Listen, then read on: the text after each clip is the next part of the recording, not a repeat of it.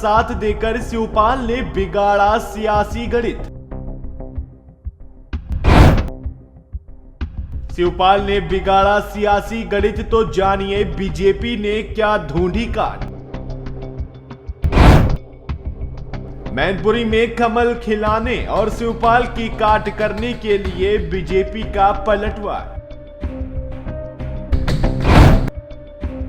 क्या राजनीतिक विरासत संभालने की जिम्मेदारी अखिलेश के कंधों पर संभल पाएगी?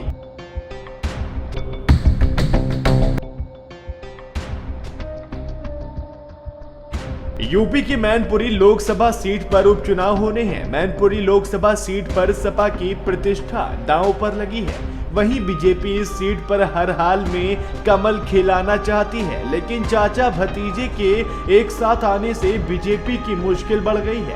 मैनपुरी सीट पर मुलायम सिंह यादव के साथ शिवपाल ने जमीनी स्तर पर काम किया है। शिवपाल के आने से मैनपुरी से बीजेपी का सियासी गणित बिगड़ गया है। इसके काट करने के लिए बीजेपी ने कानपुर बुंदेलखंड के 4 मंत्रियों को उतारकर जातीय कार्ड खेला है।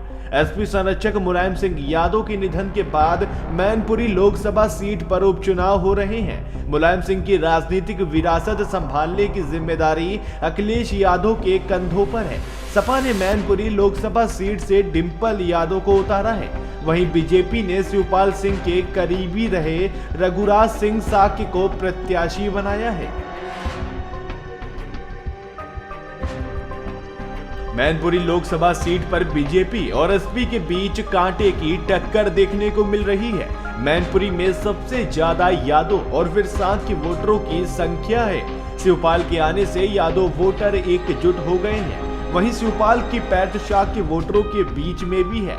शिवपाल साक्य वोटरों में भी सेंध लगाने में कामयाब हो रहे हैं। मैनपुरी में कमल खिलाने और शिवपाल की काट करने के लिए बीजेपी ने कानपुर बुंदेलखंड के 4 मंत्रियों को उतारा है, जिसमें राकेश सचान, प्रतिभा शुक्ला, अजीत पाल और कन्नौज से मंत्री असीम अरुण को जिम्मेदारी सौंपी है। जानकारी के मुताबिक चारों मंत्रियों को अपनी अपनी जातियों के मतदाताओं से संपर्क कर पार्टी के पक्ष में माहौल बनाने के निर्देश दिए गए हैं। मैनपुरी लोकसभा सीट में जसवंत नगर विधानसभा सीट आती है।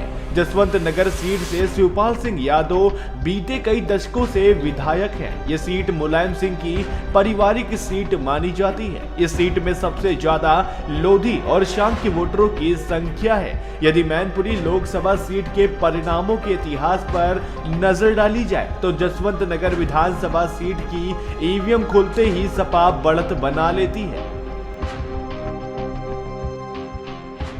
शिवपाल सिंह यादव ने पारिवारिक कलह के बाद प्रसपा का गठन किया था। उस वक्त पूर्व सांसद रघुराज साक्य ने हनुमान की भूमिका निभाई थी।